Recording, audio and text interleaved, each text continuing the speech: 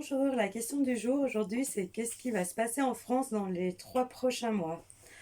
Donc dans les 3 prochains mois, on voit qu'il va y avoir quand même beaucoup de mouvements. Euh, il y a beaucoup de gens actuellement qui sont dans la résilience, mais qui vont quand même changer de point de vue. Euh, j'ai l'impression qu'il y a pas mal de choses qui sont cachées, qui vont éclater au grand jour. Et ça va mettre un petit peu en colère certaines parties de la population. Parce qu'on voit qu'il y a des mensonges, des choses cachées. On nous dit pas tout et en fait ces choses-là vont ressortir et ça va un petit peu mettre le feu aux poudres. J'ai l'impression quand même qu'il y a la jeunesse est en mal, entre guillemets, de vivre. J'ai l'impression que elle a besoin de bouger, elle a besoin de s'extérioriser, elle a besoin de vivre. Et le fait de mettre des muselières va mettre un petit peu le feu aux poudres.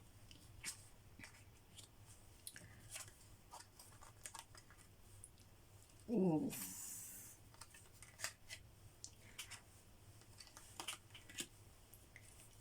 Ouais, parce que j'ai l'impression quand même qu'il va y avoir malheureusement, de nombreux décès. Et là,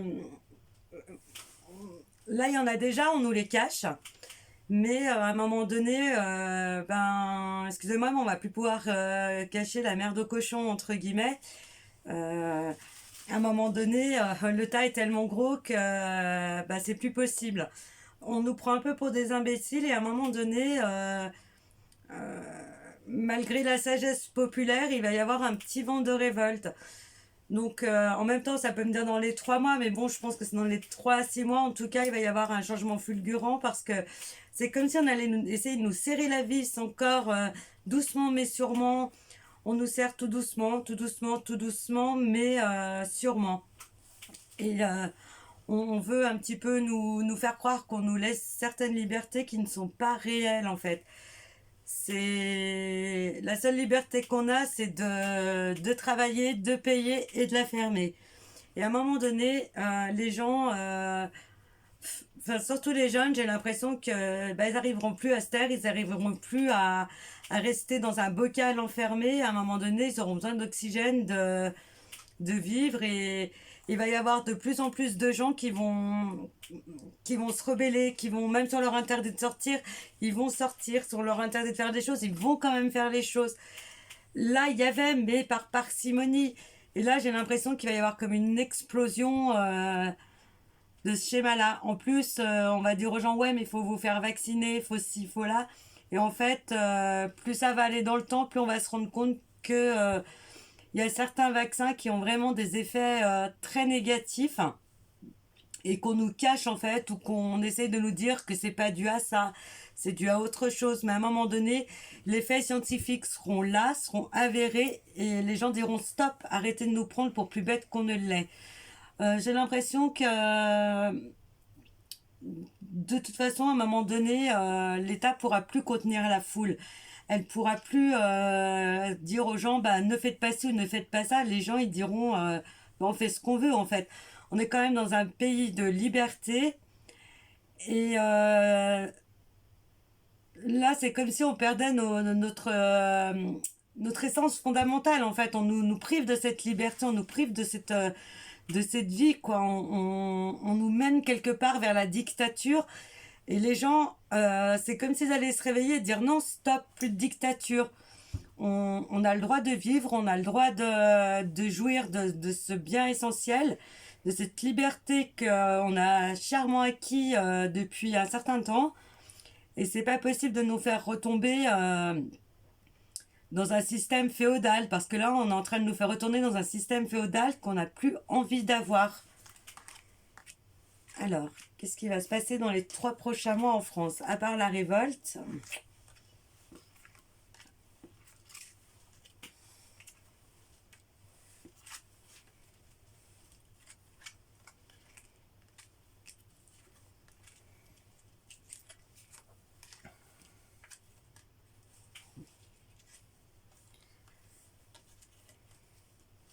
Ouais, donc moi j'ai l'impression quand même que on,